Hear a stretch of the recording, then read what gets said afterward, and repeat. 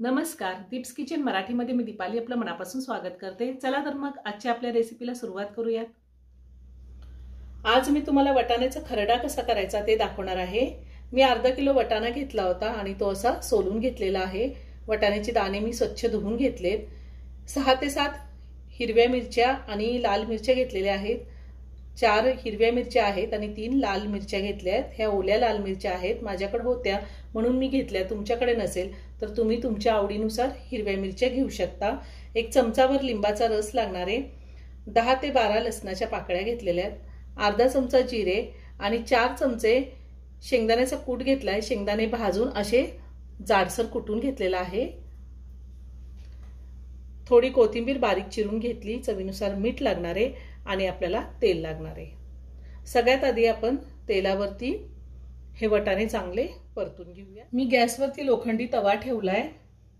त्यामध्ये आपल्याला थोडं तेल घालायचंय, अगदी थोडं तेल घालणार आहे मी। तेल गरम झालंय, अगदी छोटा चमचा मी तेल घातलेला आहे। त्यात आपल्याला हे वटाणे घालायचे आणि वटाणे चांगले भाजून घ्यायचे, चांगले परतून घ्यायचे तेलावरती। तुम्हाला जर वाटलं की वटाणे आपण असं परतून घेताना उडतायत तर आपण त्याच्यावरती झाकण सुद्धा ठेवू शकतो। गॅसची फ्लेम मी मीडियमवर ठेवलेली आहे आणि वटाणे चांगले 2 ते 3 मिनिटं भाजून घेणार आहे। मी ह्या आधी सुद्धा खूप सारे व्हेज नॉनव्हेज रेसिपी अपलोड केलेल्या आहेत, त्याची लिंक मी डिस्क्रिप्शन बॉक्समध्ये दिली आहे, तुम्ही पाहू शकता। अजूनही माझं चॅनल तुम्ही सबस्क्राइब केलं नसेल तर नक्की सबस्क्राइब करा आणि शेजारील बेल आयकन क्लिक करा, म्हणजे मी ज्या रेसिपी अपलोड करते त्याचं नोटिफिकेशन तुम्हाला मिळेल आणि तुम्ही माझ्या रेसिपी बघू शकाल। आपण याला वटाण्याचा ठेचा किंवा खरडा म्हणू शकतो। हा खरडा आपण चपाती, भात, भाकरी कशासोबतही खाऊ शकतो, खूप छान लागतो। वटाणा मी चांगला परतून घेतलेला आहे, आता मी काढून घेते। आपल्याला असाच परतून घ्यायचा आहे। साधारण 3 मिनिटं लागले मला वटाणा परतायला। आता ह्याच तव्यावरती मी थोडंसं तेल घालते। पुन्हा मी 1 चमचाभर तेल घातले, 1 छोटा चमचा तेल घातलेले। त्यातच आपल्याला आपण ज्या मिरच्या घेतल्या त्या परतून घ्यायच्या आहेत। मिरची मी अशी बारीक हाताने तोडून घेतली म्हणजे व्यवस्थित परतली जाते।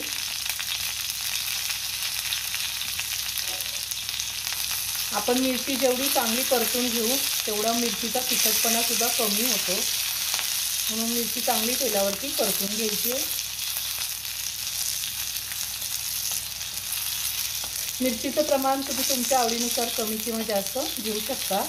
ह्या मिरच्या जास्त तिखट आहे म्हणून मी फक्त 7 घेतलेल्या आहे। मिरची छान परतून झाली, त्यातच मी लसूण घालते आणि लसूण सुद्धा थोडा परतून घेणार आहे। आता हे मी काढून घेते आणि थंड करून घेते। वटाणा थंड झालेला आहे, मी मिक्सरच्या भांड्यामध्ये काढून घेते। त्यातच आपल्याला हिरवी मिरची आणि लसूण जो आपण परतून घेतलाय तोही काढून घ्यायचा आहे आणि साधारण 1 चमचाभर लिंबाचा रस यामध्ये घालायचा आहे। जास्त नाही घालायचं, 1 चमचाभरच घालायचा आहे। चवीनुसार मीठ घालूया आणि मिक्सरचं बटन ऑन ऑफ करत आपल्याला हे थोडंसं जाडसर वाटून घ्यायचंय, जास्त बारीक नाही करायचं। मिक्सरचं बटन चालू बंद करत मी हे मिक्सरला थोडंसं जाडसर वाटून घेतलेलं आहे। आता आपल्याला हा वटाण्याचा खरडा चांगला तेलावरती परतून घ्यायचा आहे।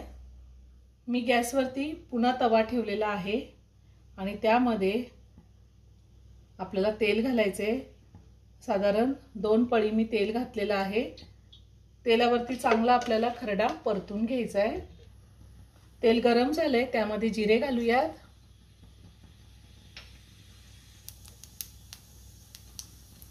आता ह्यामध्ये आपल्याला आपण जो खरडा तयार करून घेतलेला वटाण्याचा तो घालायचा आहे।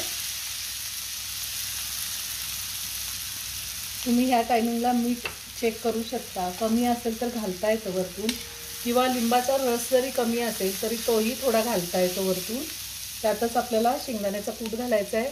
तुम्हाला जर आवडत नसेल शेंगदाण्याचा कूट नाही घातला तरीही चालेल, पण खूप छान टेस्ट येते। बारीक चिरलेली कोथिंबीर घालूया आणि छान आपण 2 मिनिटं हा खरडा परतून घेऊया तेलावरती।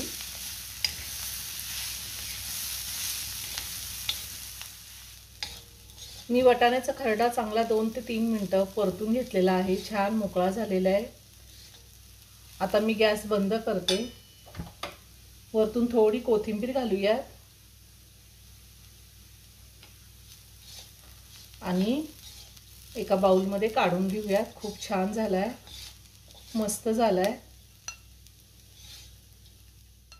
तयार झाला झणझणीत आणि चमचमीत असा वाटाण्याचा खरडा। खूप छान झालेला आहे, तुम्ही नक्की करून पहा। व्हिडिओ जर आवडला तर व्हिडिओला लाईक आणि शेअर करायला विसरू नका। रेसिपी आवडली असेल तर कमेंट करून नक्की कळवा। पुन्हा भेटूया अशाच एका छानशा साध्या आणि सोप्या रेसिपी बरोबर। धन्यवाद।